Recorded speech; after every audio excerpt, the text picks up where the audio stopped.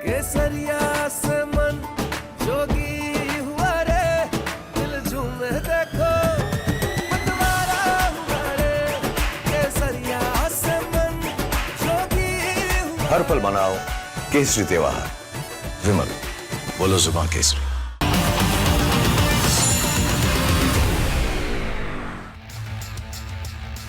नमस्कार, स्वागत है आपका रिपब्लिक भारत पर। मैं हूं आपके साथ अनामिका सिंह काली। रात के 10 बज चुके हैं और ये वक्त है आपको कुछ ऐसी खबरें दिखाने का जो दावा है ना आपने कहीं देखी होंगी और ना ही कहीं सुनी होंगी। बात करेंगे बिहार में मचे हलचल की। बिहार में लालू परिवार को झटके पर झटके लग रहे हैं।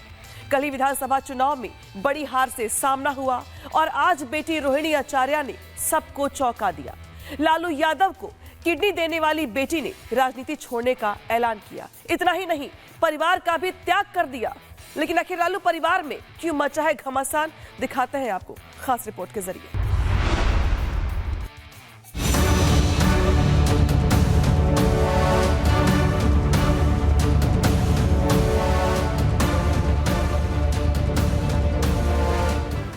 बिहार की एनडीए की सुनामी में महागठबंधन ऐसा बहा जिसकी कल्पना आरजेडी ने कभी नहीं की होगी। इस चुनाव ने तेजस्वी के सीएम बनने के सपने को ही सिर्फ चकनाचूर नहीं किया, बल्कि आरजेडी के एमवाई फार्मूले की बक्कियां उगेड़ दी। यहाँ तक कि जिन जिन इलाकों में तेजस्वी यादव ने वोट अधिकार यात्रा किया था, वहाँ महागठबंधन साफ हो गया। इसके बाद लालू परिवार हार का मंथन करता। बिहार के नतीजों के बाद महागठबंधन में महा तूफान दिखाई दे रहा है। इस तूफान में लालू कुनबा बिखरने लगा है। एक दूसरे पर हार का ठीकरा फोड़ा जा रहा है। वैसे तो चुनाव से पहले ही पार्टी, संगठन और परिवार में ही लाडली बेटी ने लालू यादव की किडनी दान कर जीवन दान दिया था। उसी रोहिणी ने आज राजनीति और परिवार दोनों को छोड़ने का ऐलान कर दिया। 2024 के लोकसभा चुनाव से राजनीति में कदम रखने वाली रोहिणी ने बिहार के नतीजों के अगले दिन ही सोशल मीडिया पोस्ट कर दावा किया कि वो सारी गलती अपने ऊपर ले रही हैं। जैसे कि संजय यादव और रमेश ने उनसे करने के लिए कहा था। वो न सिर्फ राजनीति छोड़ रही हैं, बल्कि परिवार से नाता तोड़ रही हैं। रोहिणी के इस्तीफा देने के बाद आरजेडी के अंदर और कलह बढ़ने की संभावना है। जानकार ये भी बता रहे हैं कि रोहिणी ने चुनाव में पार्टी की करारी शिकस्त के लिए संजय यादव को दोषी माना है। नहीं, मेरा कोई परिवार नहीं है। अब ये जाकर के आप संजय, रमेश, तेजस्वी यादव से पूछिए, मेरा कोई परिवार नहीं है।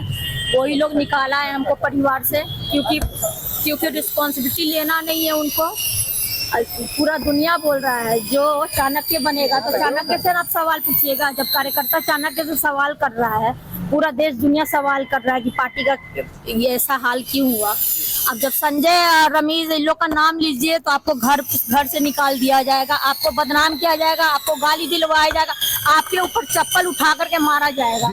लालू परिवार की कलह शुरू हुई तो चर्चा सियासी गलियारों तक पहुंच ही गई। एनडीए की बहुमत के बाद अब एनडीए में शामिल दल राजद पर हमलावर है। इस कड़ी में जेडीयू की ओर से पोस्टर लगाकर बड़ा हमला बोला गया है। Poster JDU MLA Neeraj Kumar ने लगाया है। पोस्टर में राजद सुप्रीमो लालू यादव को धृतराष्ट्र, राबड़ी देवी को गांधारी और तेजस्वी यादव को दुर्योधन के तौर पर दिखाया गया है, जबकि पार्टी के राज्यसभा सांसद संजय यादव को संजय के रूप में दिखाया गया है।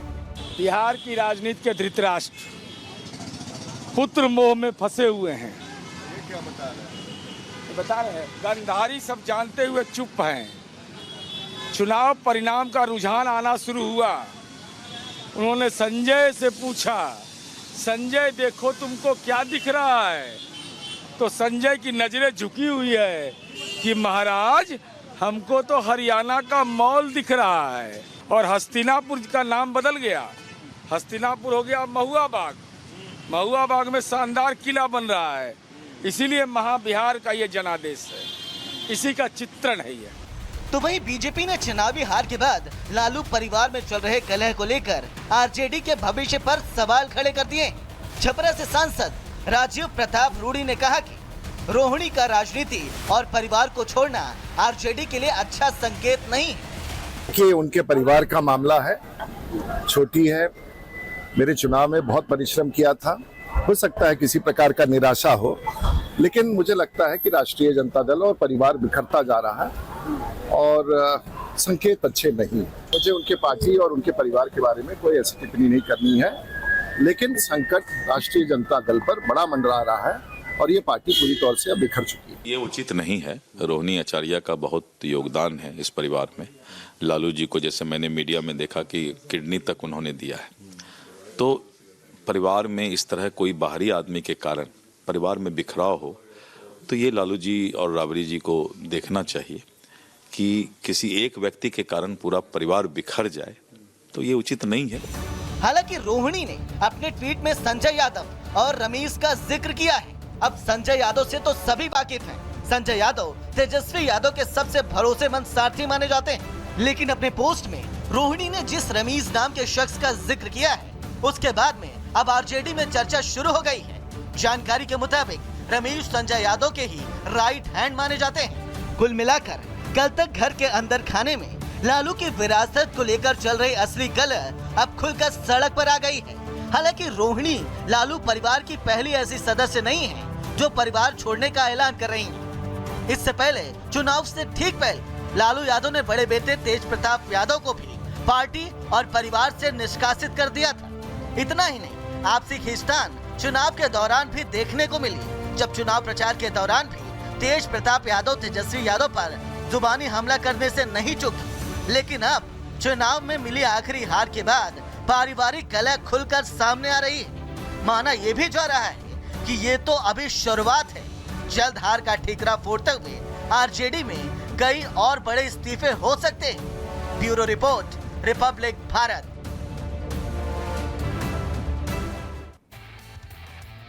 तो बिहार में चुनावी हार के बाद लालू परिवार में बड़ी टूट दिखाई दे रही है। बेटी रोहिणी ने यहां पर ऐलाने जंग बना दिया है और बहुत तरह से भड़की है रोहिणी आचार्य। उनकी ओर से बड़ा बयान दिया गया है और ये कहा गया है कि जाके उन लोगों से सवाल पूछिए जिन लोगों ने मुझे पार्टी और परिवार से निकाला है। इन लोगों की ओर से मुझे निकाला गया, ये बड़ी खबर बता रहे हैं आपको हम। जहाँ पे रोहिणी आचार्य ने बड़ा बयान दिया है और ये कहा है कि मुझे इन लोगों ने परिवार से निकाला, मेरा कोई परिवार अब नहीं है। आरजेडी का इतना बुरा हाल क्यों है, उन लोगों से पूछिए। सवाल पूछने पर चप्पलों से पिटवाया गया। ये बहुत बड़े आरोप रोहिणी आचार्य की ओर से लगाए जा रहे हैं कि उन्हें चप्पलों से पिटवाया गया। इन लोगों ने मुझे परिवार से निकाला। और क्या कुछ कह रही है रोहिणी, सुनवाते हैं आपको। नहीं, मेरा कोई परिवार नहीं है। अब ये जाकर के आप संजय, रमीज, तेजस्वी यादव से पूछिए, मेरा कोई परिवार नहीं है। वही लोग निकाला है हमको परिवार से, क्योंकि रिस्पॉन्सिबिलिटी लेना नहीं है उनको। पूरा दुनिया बोल रहा है जो चाणक्य बनेगा तो चाणक्य से आप सवाल पूछिएगा। जब कार्यकर्ता चाणक्य से सवाल कर रहा है, पूरा देश दुनिया सवाल कर रहा है कि पार्टी का ये ऐसा हाल क्यों हुआ। अब जब संजय, रमीज, इन लोग का नाम लीजिए तो आपको घर से निकाल दिया जाएगा, आपको बदनाम किया जाएगा, आपको गाली दिलवाया जाएगा, आपके ऊपर चप्पल उठा करके मारा जाएगा। तो लालू यादव की वो बेटी है जिन्होंने लालू यादव को जीवन दान दिया था अपनी किडनी देकर के, लेकिन आज परिवार और राजनीति दोनों को छोड़ने की बात कह रही हैं और कई गंभीर आरोप लगा रही हैं अपने परिवार के लोगों पे। बढ़ते खबरों में आगे, बिहार में एनडीए की बम्पर जीत ने दूसरे राज्यों में विपक्षी दलों की धड़कनें बढ़ा दी है। एक तरफ पीएम मोदी ने बिहार के बाद बंगाल फतेह करने का ऐलान कर दिया है, तो वहीं दूसरी ओर अखिलेश यादव है जो टेंशन में है। अब उनके टेंशन की वजह क्या है, समझाते हैं आपको रिपोर्ट के जरिए।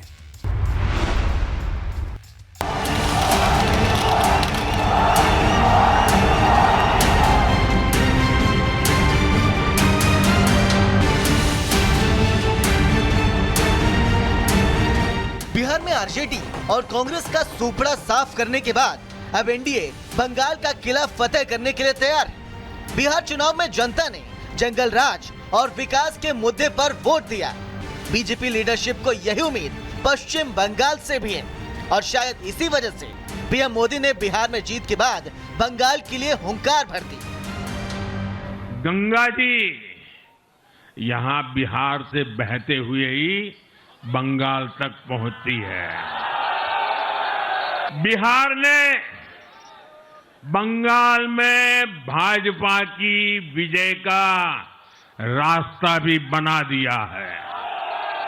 मैं बंगाल के भाइयों बहनों को भी आश्वस्त करता हूं, अब भाजपा आपके साथ मिलकर पश्चिम बंगाल से भी जंगल राज को उखाड़ फेंकेगी।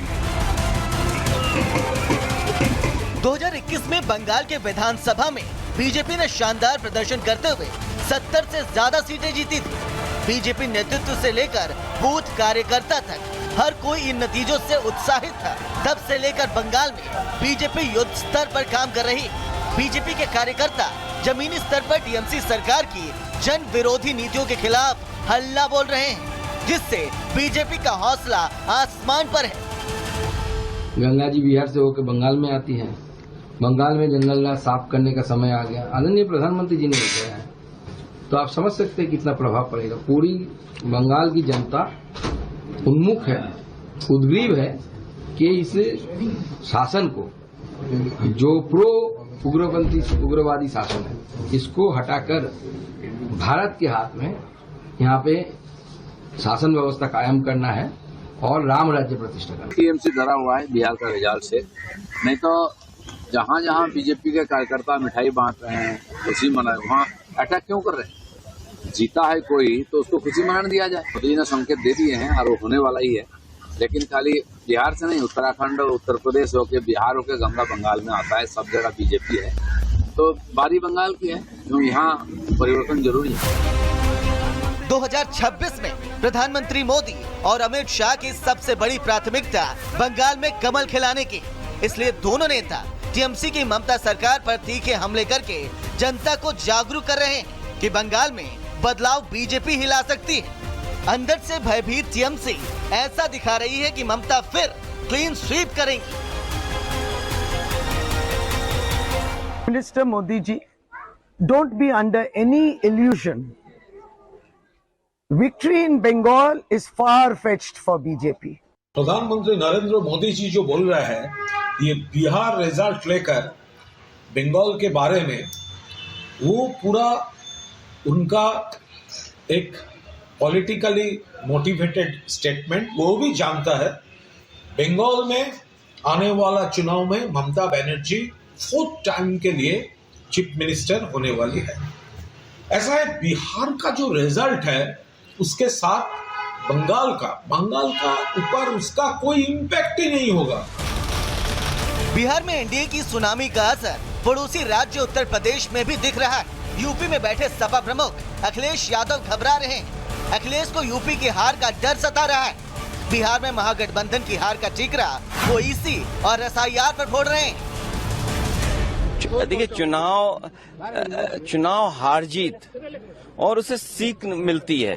बीजेपी का जो काम करने का तरीका है, बीजेपी जिन इश्यूज को लेकर के ग्रास रूट तक जाते हैं, मान लीजिए उन्होंने अब ये कहना शुरू किया है कि महिलाओं ने बहुत उन्हें वोट दिया है, विमेन वोट ज्यादा मिला है उनको, ये तो बताया जा सकता है, लेकिन आप 10,000 रुपए कब तक देंगे?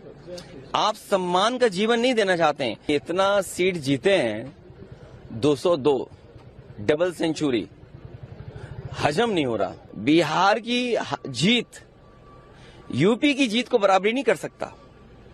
यूपी की जीत अलग जीत है, बिहार की जीत अलग जीत है। आप बिहार जीत सकते हैं, लेकिन यूपी की जो हार हुई है उसको अभी हार में जीत में बदलने में समय है, उसके लिए हम लोग तैयार हैं।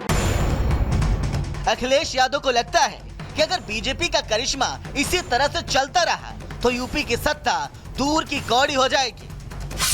2027 में उत्तर प्रदेश में विधानसभा चुनाव है।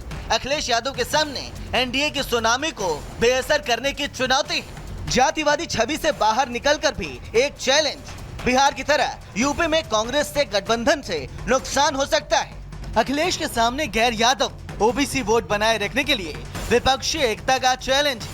एआईएमआईएम सपा के मुस्लिम वोट बैंक पर चोट पहुंचा सकती है। बिहार में एआईएमआईएम से आरजेडी को भारी नुकसान हुआ है और यूपी में भी ये पैटर्न रिपीट हो सकता है। बिहार चुनाव के नतीजों से अखिलेश के सामने यूपी चुनाव की पिक्चर साफ हो गई होगी। बिहार में भी सीएम योगी आदित्यनाथ पॉपुलैरिटी में जीत गए हैं। योगी आदित्यनाथ ने 31 सीटों पर प्रचार किया। 31 में से एनडीए के 27 प्रत्याशियों की जीत हुई। सीएम योगी का स्ट्राइक रेट 87% रहा। अखिलेश यादव ने 22 सीटों पर प्रचार किया। 22 में से सिर्फ 2 सीटों पर महागठबंधन प्रत्याशियों की जीत हुई। अखिलेश यादव का स्ट्राइक रेट महज 9% रहा। जल्द ही उत्तर प्रदेश में एमएलसी चुनाव है। बिहार चुनाव में महागठबंधन में तालमेल की कमी ने अखिलेश की चिंता जरूर बढ़ा दी है। यूपी में अखिलेश कांग्रेस को लेकर फूक कर कदम बढ़ाएंगे। सपा अध्यक्ष अखिलेश यादव ने बिहार में गठबंधन में सिर्फ फुटअव्वल से यकीनन सीख ली होगी। निश्चित रूप से बिहार का चुनाव का असर जो है वो बंगाल और उत्तर प्रदेश पर पड़ेगा, इससे कैसे इनकार किया जा सकता है।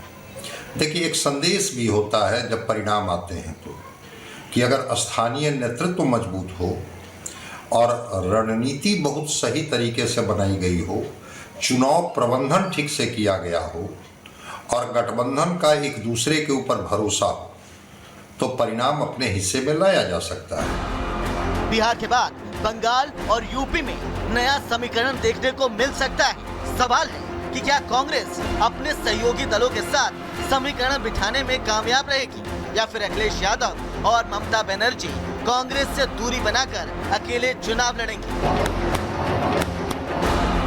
Bureau report, Republic Bharat.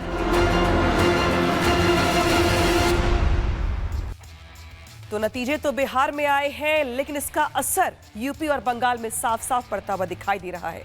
हालांकि ना अखिलेश यादव मान रहे हैं और ना ही टीएमसी मान रही है, लेकिन बीजेपी के कार्यकर्ता उत्साह में और उनका यह मानना है कि बिहार की जीत बंगाल और यूपी में भी अपना असर दिखाएगी।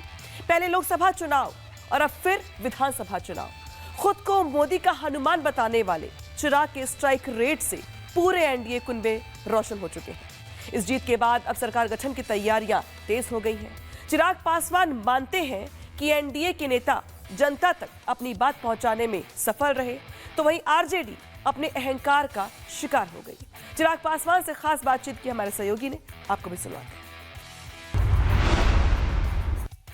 चिराग पासवान हमारे साथ हैं, जिनके पास नंबर है, पावर है, ताकत है, युवा है, सब कुछ है और चेहरे पे मुस्कान भी है। चिराग जी, बहुत बहुत स्वागत है आपका रिपब्लिक भारत पे। और पहला सवाल, कैसा मूड है, कैसा लग रहा है? चेहरा तो अच्छा लग रहा है। चेहरा भी अच्छा है, परिणाम भी अच्छे हैं, मेहनत रंग लाई है, इस बात का सुकून है। जिस तरीके से पूरा एनडीए एकजुट होकर हम लोगों ने प्रचार किया, अपनी बातों को जनता के बीच लेकर गए, मुझे लगता है हम लोग बहुत अच्छे से जनता को कन्विंस कर पाए कि डबल इंजन की सरकार की ताकत क्या होती है। प्रधानमंत्री जी की सोच का धरातल पर आना, मुख्यमंत्री जी के अनुभव को आगे लेकर चलना, बिहार फर्स्ट, बिहारी फर्स्ट की सोच का धरातल पे उतरना, जिस तरीके से पांचों दल ने मिलकर कैंपेन किया, मैं ये मानता हूँ कि ये उस कैंपेन का नतीजा है, असर है। दूसरी सबसे बड़ी बात, मैं हमेशा इस बात को मैं कहता रहा हूँ कि राजद की अपनी ताकत नहीं रही है। राजद 2010 में ही अपनी ज़मीन खो चुकी है।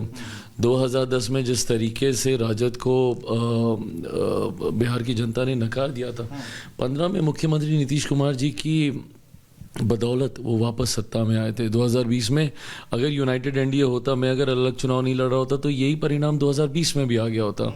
तो ऐसे में ये अहंकार जिस तरीके से राजद, उनके गठबंधन के घटक दल, पूरी बॉडी लैंग्वेज में देखने को मिलता है, उनके प्रवक्ता जिस अहंकार से बातचीत करते हैं, तो मुझे लगता है कहीं ना कहीं एक हमारा गठबंधन, बिल्कुल ये सब कलेक्टिवली एक कारण बना उनके नुकसान का और हमारी जीत का। आपकी प्रेस कॉन्फ्रेंस में एक चीज़ मुझे बहुत अच्छी लगी, आपने हिस्सा, हिस्सेदारी और फिर जिम्मेदारी की बात की, तो तीनों को ज़रा बताएंगे क्या था? देखिए, मैं जिम्मेदारी को मैं बहुत महत्वपूर्ण मानता हूँ। आप अपनी हिस्सेदारी, भागीदारी की बात हर कोई करता है, किसकी क्या भूमिका, क्या कैसे, पर मैं मानता हूँ कि सबसे पहले आज की तारीख में जिम्मेदारी है। और जिस तरीके से ये जनादेश बिहार की जनता ने हम लोगों को दिया है, बहुत बड़ी जवाबदेही है। जो संकल्प पत्र हम लोगों ने उस दिन जारी किया, अब ये समय है उसको धरातल पर उतारने का। एक भी दिन हमारे पास ऐसा नहीं है जिसको हम लोग गवा सकते हैं। हम लोग को निरंतरता में काम करना है। 1 करोड़ नौकरी देने का वादा किया है, जिले जिले में उद्योग लगाने की बात की है। So I think the time has already started and this is the time to deliver now. युवा और अनुभव, दो चीज़ें और भी आपने कही। अनुभव के नाम पर नीतीश कुमार का नाम लिया, यहाँ पर प्रधानमंत्री की जो दृढ़ता है, स्थिरता है और एक खास वर्ग उन्हें पहचानता है, तो क्या एक सिंबॉलिक तौर पर चिराग पासवान अपने आप को आगे लेकर जा रहे हैं? 19 से ज़्यादा सीटें चाहिए थी, ज़्यादा नंबर चाहिए थे, आप चाहते थे कि ज़्यादा सीटों पर लड़ें? देखिए, मैं मानता हूँ कि जब आप गठबंधन राजनीति में होते हैं तो आपको कई सीमाओं का पालन करना होता है और ऐसे में गठबंधन राजनीति नहीं इजाज़त देती है आपको कि आप उन सीमाओं को लांघ सकें। अगर लांघनी है तो फिर आप अकेले लड़ें और शायद 2020 में मेरे दिमाग में यही था और मैं अकेले उस वक्त चुनाव लड़ा। बट आज जब मैं गठबंधन के साथ मिलकर चुनाव लड़ रहा हूँ, मैं क्या चाहता हूँ उससे ज़्यादा मायने रखता है कि गठबंधन क्या चाहता है और गठबंधन को प्राथमिकता देते हुए आपको अपनी भूमिका निभानी है और मुझे लगता है कि हर दल ने उसको ईमानदारी से किया। इज़ द रीज़न वाई कि ये खूबसूरत परिणाम हमारे सामने आए। चिराग, मॉडल क्या है? बिहार फर्स्ट, बिहारी फर्स्ट का ये मॉडल है। बिहार को विकसित राज्य बनाने का यह मॉडल है। जात पात धर्म मजहब से उठकर, रूढ़िवादी सोच से उठकर एक विकसित, एक मॉडर्न, एक न्यू बिहार बनाने का लक्ष्य है।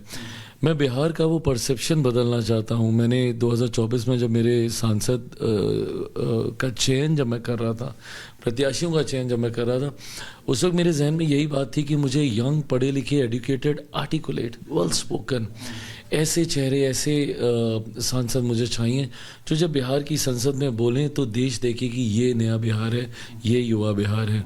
मुझे खुशी है मेरे सारे सांसदों को देख लीजिए, अरुण भारती जी हों, राजेश वर्मा हो, शांभवी। स्टाइल बिल्कुल आपकी वाली है।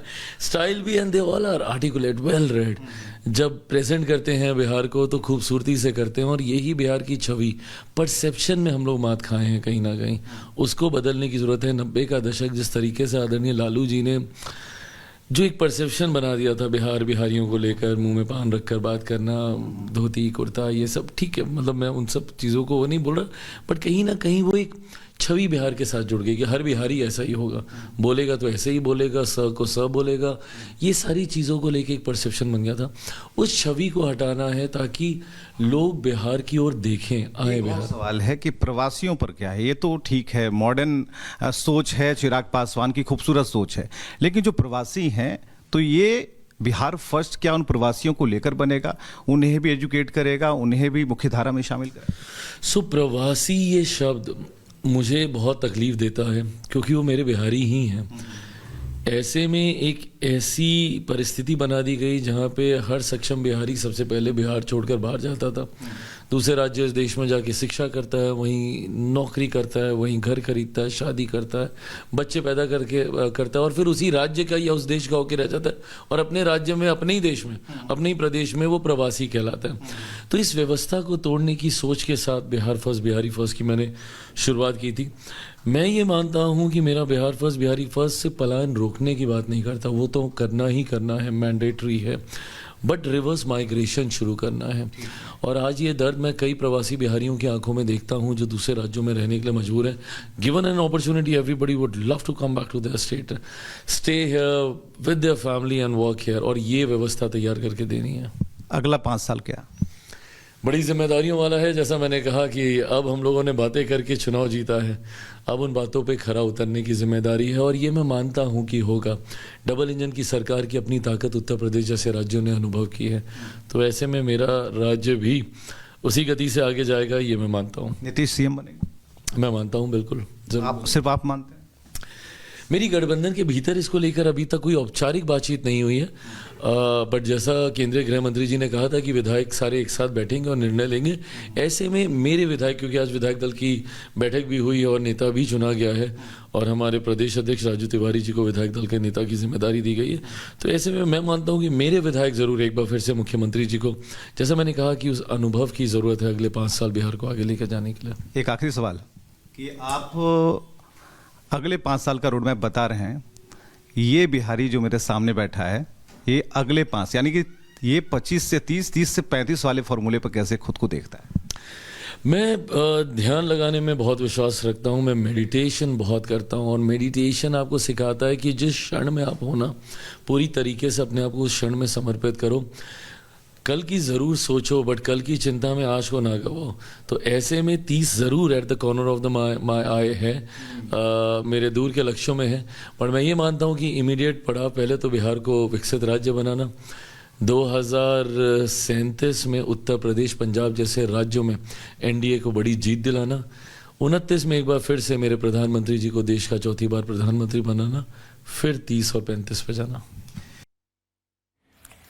तो आपने चिराग पासवान को सुना, जिनकी ओर से कहा गया कि डबल इंजन की सरकार के फायदे गिनवाने में एनडीए के नेता कामयाब रहे। तो वही आरजेडी अपने अहंकार की वजह से पार्टी का ये हाल रहा। तो वही जिस तरीके से चिराग पासवान की ओर से अगले 5 साल का एजेंडा पूछा गया तो उन्होंने बहुत सारी बातें बिहार के विकास के परिप्रेक्ष्य में कही हैं। हालांकि सरकार गठन को लेकर दौर चल रहा है मेल मिलाप का, देखना यह होगा कि शपथ ग्रहण किस दिन होता है। वहीं नित्यानंद राय ने भी बड़ा बयान दिया है चुनाव में जीत के बाद। उनकी ओर से कहा गया कि प्रधानमंत्री मोदी की प्रेरणा में काम करते हैं, जहां पीएम मोदी होते हैं वहां सफलता जरूर मिलती है। क्या कुछ कहा गया उनकी ओर से, सुनवाते हैं आपको खास बातचीत।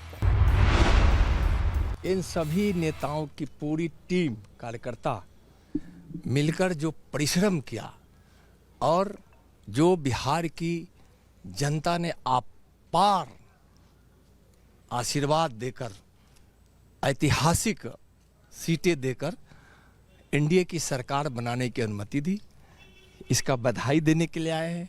आप आते हैं साथ मिलकर हम लोग यहाँ से बिहार की जनता को बधाई दे रहे हैं, उनका आभार व्यक्त कर रहे हैं। आप जब भी आते हैं खाली हाथ नहीं जाते हैं। सरकार गठन को लेकर क्या हुआ ये बताइए, अंदर वाली बात। तो यह अच्छा एक चीज बताते हैं, ये तो फिर अपने रिश्ते की बात करनी होगी।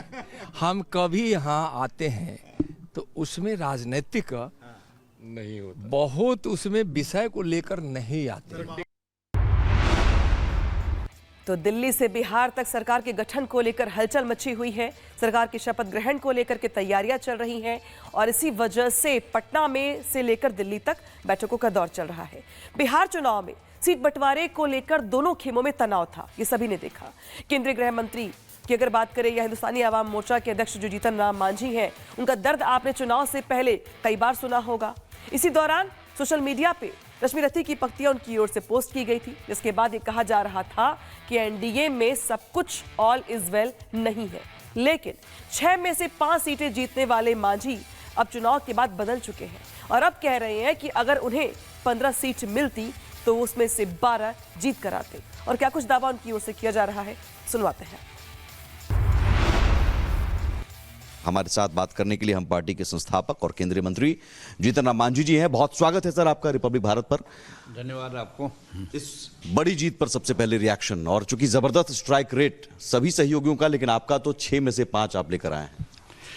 देखिए, ये जीत जो हुई है, हम लोग पूर्ण रूप में आशान्वित थे और आशान्वित होने का खास कारण ये था कि नीतीश कुमार जी अपने कम से कम 10 वर्ष या 15 वर्ष पहले से ही सशक्त महिलाओं के लिए कार्य किया है कि महिला सशक्तिकरण की दिशा में बड़ा काम किया है। सबसे पहले उन्होंने बच्चियों को साइकिल दिया, पोशाक दिया, और जब बच्चियां पढ़ ली गई, अब जब शादी विवाह हो गया तो त्रिस्तरीय पंचायतों में चुनाव जो होता है उसमें उन्होंने आरक्षण भी दिया, जिस आरक्षण को लालू प्रसाद यादव जी ने विरोध किया था, लेकिन कालांतर में फिर नीतीश कुमार जी ने वो आरक्षण को लागू किया। कौन सबसे बड़ा चेहरा मतलब मतदाताओं के लिए रहा, मोदी जी या नीतीश जी, किसकी तरफ ज्यादा देखा गया भरोसा? देखिए, को बड़ छोट कहत अपराध हो, सबका एक अपना अलग अलग महत्व है, लेकिन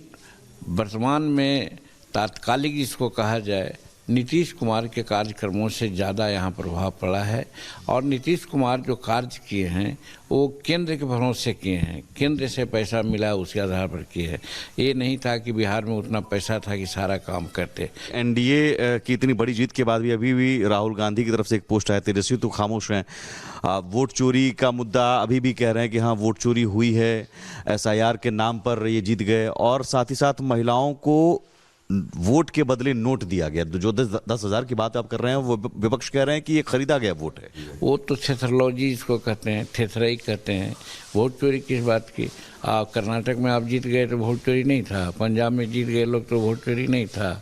तो कहने का मतलब कि अपने जीत जाए तो ठीक है और दूसरा में तो चोरी हो जाए। मुस्लिम लीगी की बात से आप सहमत भी हैं और कह रहे हैं घुसपैठिया एक बड़ा मुद्दा, सनातन पर हमला हुआ, मंदिर को लेकर खेसारी लाल का बयान और इन लोगों का बयान कि मंदिर की क्या जरूरत है, छठ पर्व पर हमला, घुसपैठिया, इस सारे मिलाकर क्या आपको लग रहा है कि इन चीज़ों को देखकर हिंदू वोट भी कंसोलिडेट हुए?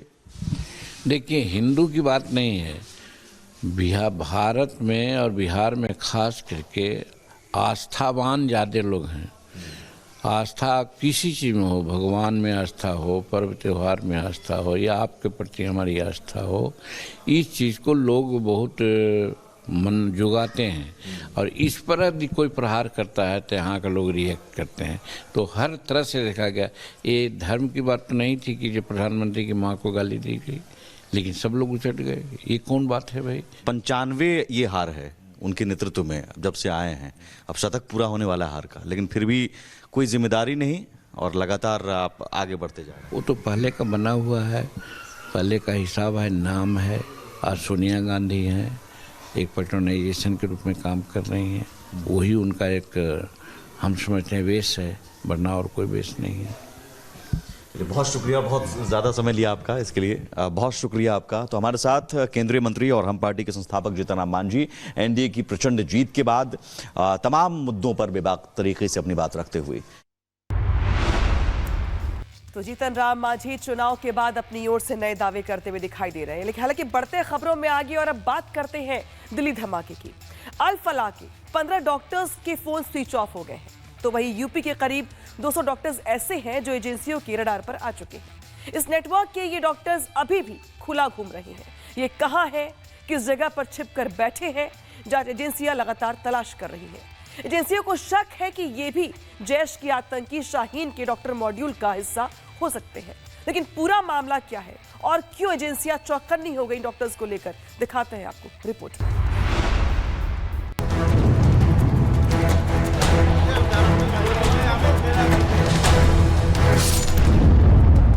दिल्ली ब्लास्ट को लेकर जांच जैसे जैसे आगे बढ़ रही है, वैसे वैसे कई चौंकाने वाले खुलासे भी हो रहे हैं। दिल्ली में धमाके के बाद सवालों के घेरे में है भरोसे की नींव पट्टी का ऐसा पेशा जिसने देश के साथ गद्दारी की सारी हदें पार की। फरीदाबाद की अल फलाह यूनिवर्सिटी में आतंक की पटकथा लिखने वाले डॉक्टरों के नाम एक एक कर उजागर हो रहे हैं।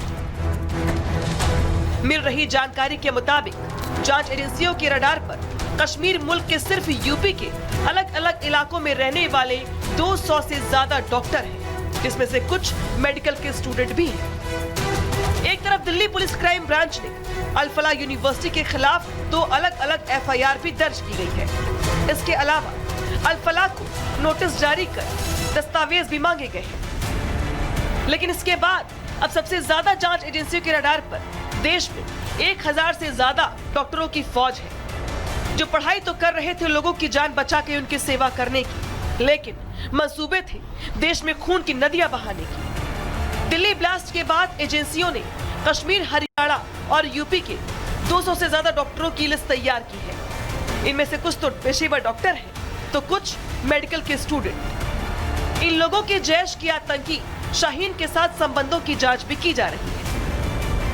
इन 200 डॉक्टरों में से कई से पूछताछ हो चुकी है, तो कई का नंबर आने वाला है। हैरान करने वाली बात यह है कि इन डॉक्टरों के तार विदेशों से भी जुड़ते दिखाई दे रही हैं।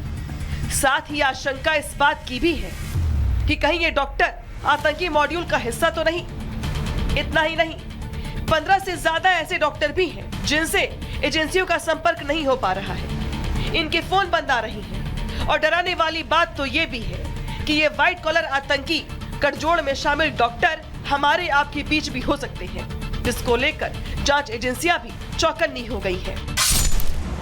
जैश की महिला विंग की रिक्रूटर और आतंकी शाहीन यूपी के 30 से 40 डॉक्टरों के संपर्क में है। जांच एजेंसियों ने इसी मामले में बीती रात मेवात 3 डॉक्टरों को हिरासत में लिया था। इन तीनों का संबंध अल फलाह यूनिवर्सिटी से है। इनमें से एक डॉक्टर मुस्तकीम ने अल फलाह यूनिवर्सिटी से 1 साल का इंटर्नशिप किया था। 9 नवंबर को मुस्तकीम ने एम्स में नौकरी के लिए टेस्ट दिया था। उसके अगले ही दिन दिल्ली के लाल किले के पास जोरदार धमाका हो गया।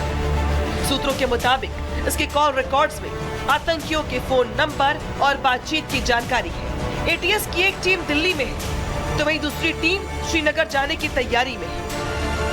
कई बड़े खुलासे इस पूरे मामले में हो रहे हैं, लेकिन कई ऐसे डॉक्टर हैं, 15 डॉक्टरों की वो संख्या बताई जा रही है जो अभी फरार हैं। उनके फोन नंबर स्विच ऑफ आ रहे हैं और फिर लगातार उनको ट्रैक किया जा रहा है, ट्रेस किया जा रहा है कि आखिर ये कहां पर है, आखिरी कॉल इनकी किसके पास थी, क्या जिन लोगों को गिरफ्तारी हुई है दिल्ली ब्लास्ट केस में कहीं ऐसा तो नहीं है लगातार उनके संपर्क में थे। इन तमाम कड़ियों को देखिए सुलझाने में जांच एजेंसियां लगी हुई हैं। अल फलाह यूनिवर्सिटी के बाहर देखिए दिन भर लगातार इस समय हलचल जारी है। कई जांच एजेंसियां इस समय फरीदाबाद में डेरा नजर डाली हुई हैं, जो लगातार ये चेक कर रही हैं कि आखिर क्या क्या गतिविधियां इस समय इस यूनिवर्सिटी के अंदर चल रही है। लेकिन आखिर जिन डॉक्टरों की गिरफ्तारी हो चुकी है और इसके अलावा जो डॉक्टर अभी देखिए रडार पर हैं जांच एजेंसियों के, उनको इस समय इसीलिए ट्रैक किया जा रहा है कहीं ऐसा ना हो कि आने वाले दिनों में वो देखिए कहीं बड़े इस तरह की साजिश की प्लानिंग में ना रहे, कहीं और बड़ी आतंकी गतिविधियों को अंजाम ना दें। बताया जा रहा है कि सुरक्षा एजेंसियों की नजर अब यूपी में काम करने वाले कश्मीरी मूल के करीब 200 डॉक्टर और मेडिकल स्टूडेंट्स पर टिकी हुई है। सूत्रों के मुताबिक एटीएस की एक टीम पूछताछ के लिए श्रीनगर भी जा रही है ताकि डॉक्टरों के तार आपस में जोड़े जा सके। जांच एजेंसियों को इस बात का भी अंदेशा है कि ये डॉक्टर भी शाहीन के साथ देश विरोधी गतिविधियों में शामिल हो सकते हैं। डॉक्टर अदील की पिछले महीने 4 अक्टूबर को ही शादी हुई है, जिसमें सहारनपुर के अस्पताल के कई डॉक्टर और स्टाफ शामिल हुए थे। सूत्रों के मुताबिक जांच एजेंसियों ने इस शादी में शामिल हुए लोगों की लिस्ट बनाई है। उनमें से कई को हिरासत में लेकर पूछताछ की जाएगी। आपको बता दें कि 10 नवंबर की शाम लाल किला मेट्रो स्टेशन के पास चलती कार में जोरदार धमाका हुआ था। ये धमाका इतना बड़ा था कि इसकी चपेट में आसपास की कई गाड़ियां भी आ गई। इस कार में डॉक्टर उमर बैठा था। Bureau report, Republic Bharat. तो भला देश में कहां-कहां घूम रहे हैं ये डॉक्टरों के नाम पर मानव बम? इसी बात को लेकर एजेंसियां चौकन्नी हैं, जांच कर रही हैं। दिल्ली ब्लास्ट और फरीदाबाद मॉड्यूल के तार पाकिस्तान स्थित आतंकी संगठन जैश ए मोहम्मद से साफ-साफ जुड़ रही हैं। इस बार जैश के निशाने पर भारत की इकोनॉमी थी। कैसे लिखी गई इस पूरी साजिश की पटकथा अब समझाते हैं आपको रिपोर्ट के जरिए।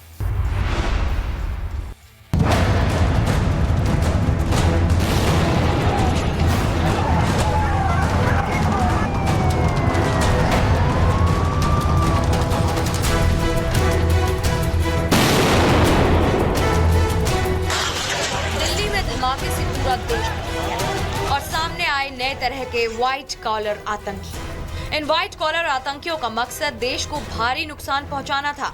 ये जैश ए मोहम्मद का अब तक का सबसे खौफनाक प्लान था। जैश का टारगेट देश की आर्थिक नब्ज को नुकसान पहुंचाना था। जैश के निशाने पर मल्टीनेशनल कंपनियां, अस्पताल और सिनेमाघर थे।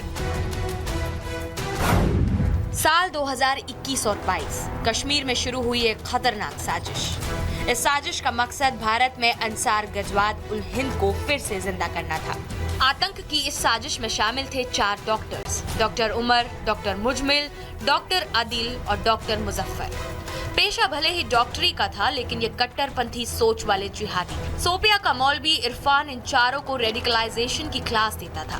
2022 में चारों ने तुर्की के जरिए अफगानिस्तान में घुसने की कोशिश की, लेकिन अफगानिस्तान में घुसने में नाकाम रहे। चारों आतंकी अंसार में शामिल होना चाहते थे। फेल होने के बाद वापस भारत लौट आए। साजिश में 5वें किरदार अबू उकासा की एंट्री होती है। अबू उकासा अफगानिस्तान पाकिस्तान बॉर्डर के पास खूंखार आतंकी डॉक्टर मॉड्यूल चलाता था। उकासा का मुजमिल को साफ संदेश था, अफगानिस्तान आने की जरूरत नहीं है, हम ऑनलाइन बम बनाना सिखाएंगे। बम बनाने की ट्रेनिंग के बाद इन पढ़े लिखे आतंकियों ने डॉक्टर टेरर मॉड्यूल का बेस फरीदाबाद और सहारनपुर में बनाया। छोटे छोटे बैच में अमोनियम नाइट्रेट और पोटाश खरीदना शुरू किया। ये विस्फोटक पदार्थ सोनीपत, गुरुग्राम जैसे शहरों से छोटी छोटी दुकानों से खरीदे जाते थे। ये सारी साजिशें ये आतंकी अपने मेडिकल प्रोफेशन की आड़ में करते थे। अगर कोई दुकानदार इनसे सवाल करता था तो अपनी मेडिकल आईडी दिखा देते थे। डॉक्टर उमर नबीब 30 अक्टूबर को अल फलाह यूनिवर्सिटी से नूह के लिए रवाना हो गया। उसने ब्लास्ट वाली कार का ही इस्तेमाल किया। जांच में सामने आया कि 18 अक्टूबर को श्रीनगर गया था और 24 अक्टूबर को दिल्ली वापस आ गया था।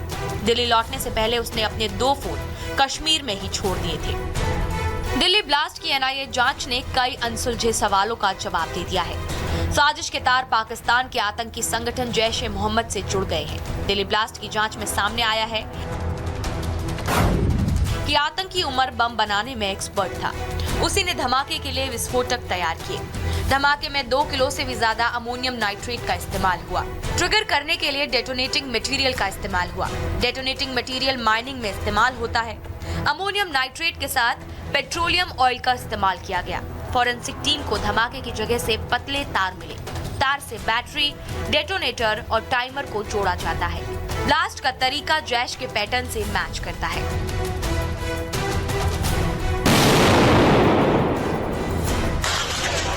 दिल्ली धमाके में शामिल आतंकी की पूरी क्राइम कुंडली अब सामने है।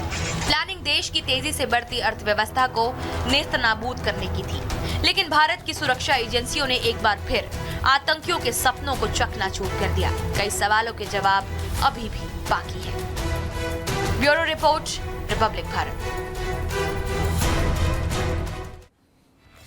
और आज के लिए फिलहाल इतना ही। कल फिर हाजिर होंगे कुछ और खबरों के साथ। कहीं मत जाइएगा, खबरें लगातार जारी हैं। देखते रहिए रिपब्लिक भारत।